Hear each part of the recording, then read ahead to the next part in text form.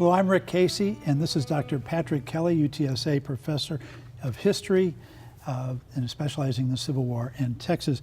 I would be remiss if I didn't take advantage of this to go into an area where you've done exploratory research, and that's what we might call the French connection, right, with the Civil War. Right. It's not obvious to any of us. Help us out. Well, Napoleon III was the Emperor of France, and he was very interested in reestablishing French authority in the New World.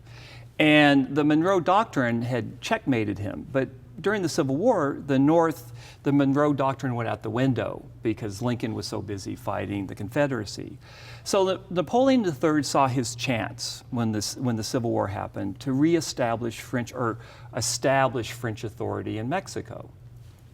So what he does is he sends in troops into Mexico, along with the British and the Spanish, but they bail very, very quickly on this.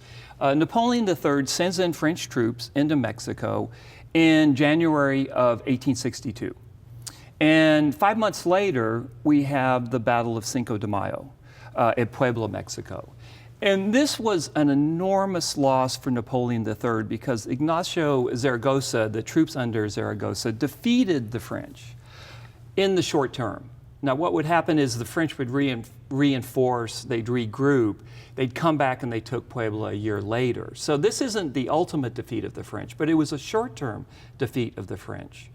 But what's clear is that Zaragoza's victory at Puebla on May 5th, 1862 was a huge victory for Abraham Lincoln, because the French were very sympathetic to the Confederacy. The Confederacy was very sympathetic to the French. They kind of looked the other way. Why was that? The Confederates were hoping that if they looked the other way when it came to the French intervention, that Napoleon III would offer them diplomatic recognition, which was their holy grail, which would make them a sovereign state. That's what their stake in this was. So the Confederates are actually cooperating with this attempt to reestablish a monarch in North America. And so Zaragoza's victory was very significant for Lincoln because it stops the French for a year. And when they take Mexico City, by that time Lincoln has signed the Emancipation Proclamation. Gettysburg, Vicksburg are about to happen in July of 1863.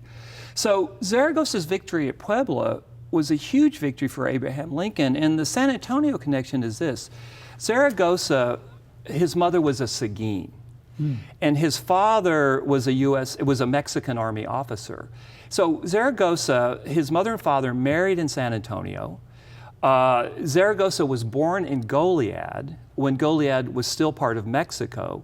So the great hero of Mexico, Ignacio Zaragoza, the victor at Cinco de Mayo, was born in what's now Texas, and his mother was a Seguin. Wow. Now, let's play a little hypothetical. Had Zaragoza not won there and had Napoleon established with his authority in Mexico a year earlier, how would the dynamic have been different? What you might have had is de facto recognition of the Confederacy, especially along the border. There would have been so much tension in that contact zone, and the Confederates were working with the French and the French were cooperating with the Confederates. And so this diplomatic recognition would have made a huge difference in establishing the legitimacy of the Confederacy on the world stage. And the other thing that might have happened is the French might have sent supplies into the Confederacy via Texas, and it would have changed just the complete dynamic of North America. Well, this has been very tempting for us to wish that Ken Burns had done another 5, because there's so much and so many Texas stories. I understand that you've prepared a reading list. Right. So viewers who find these stories interesting can go to that reading list. It'll be on our webpage, and we'll show you the readers where to get that, the viewers where to get that. Patrick, this has been a pleasure. Thank you very much for joining us. Thank you.